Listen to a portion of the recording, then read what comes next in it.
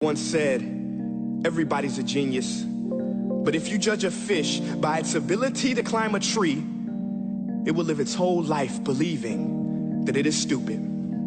Ladies and gentlemen of the jury, today on trial we have modern day schooling. Glad you could come. Not only does he make fish climb trees, but also makes them climb down and do a 10-mile run. Tell me, school, are you proud of the things you've done? Turning millions of people into robots, do you find that fun? Do you realize how many kids relate to that fish? Swimming upstream in class, never finding their gifts, thinking they are stupid, believing they are useless? Well, the time has come, no more excuses. I call school to the stand and accuse him of killing creativity, individuality, and being intellectually abusive. He's an ancient institution that has outlived his usage. So, Your Honor, this concludes my opening statement, and if I may present the evidence of my case, I will prove it. Proceed. Exhibit A. Here's a modern-day phone. Recognize it? Here's a phone from 150 years ago. Big difference, right? Stay with me. Here's a car from today, and here's a car from 150 years ago. Big difference, right? Well, get this. Here's a classroom of today, and here's a class we used 150 years ago. Now, ain't that a shame? In literally more than a century, nothing has changed. Yet you claim to prepare students for the future? But with evidence like that, I must ask, do you prepare students for the future or the past? I did a background check on you and let the record show that you were made to train people to work in factories, which explains why you put students in straight rows, nice and neat, tell them sit still, raise your hand if you want to speak, give them a short break to eat, and for 8 hours a day, tell them what to think.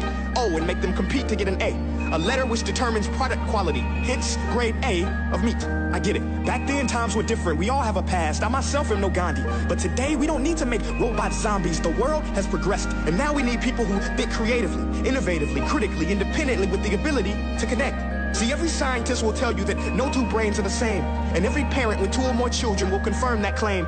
So please explain why you treat students like cookie-cutter frames or snapback hats, giving them this one-size-fits-all crap. Watch your language. Sorry, Your Honor, but if a doctor prescribed the exact same medicine to all of his patients, the results will be tragic. So many people would get sick, yet when it comes to school, this is exactly what happens, this educational malpractice, where one teacher stands in front of 20 kids, each one having different strengths, different needs, different gifts, different dreams, and you teach the same thing the same way?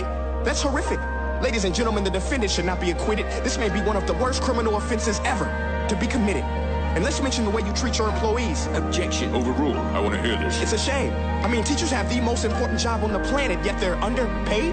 No wonder so many students are short-changed. Let's be honest. Teachers should earn just as much as doctors, because a doctor can do heart surgery and save the life of a kid, but a great teacher can reach the heart of that kid and allow him to truly live. See, teachers are heroes that often get blamed, but they're not the problem. They work in a system without many options or rights. Curriculums are created by policymakers, most of which have never taught a day in their life.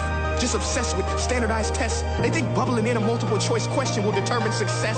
That's outlandish. In fact, these tests are too cruel to be used and should be abandoned, but don't take my word for it. Take Frederick J. Kelly, the man who invented standardized testing, who said, and I quote, "These tests are too cruel to be used and should be abandoned." Ladies and gentlemen of the jury, if we continue down this road, the results will be lethal.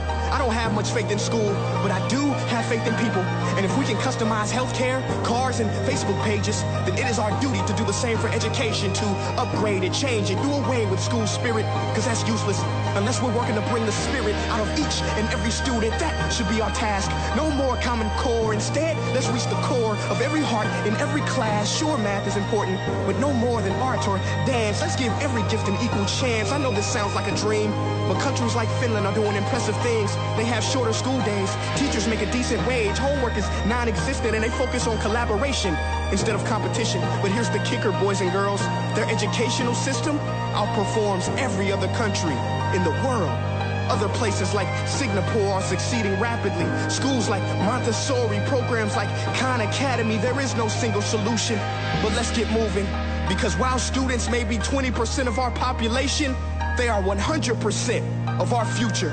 So let's attend to their dreams, and there's no telling what we can achieve. This is a world in which I believe, a world where fish are no longer forced to climb trees. I'll rest my case.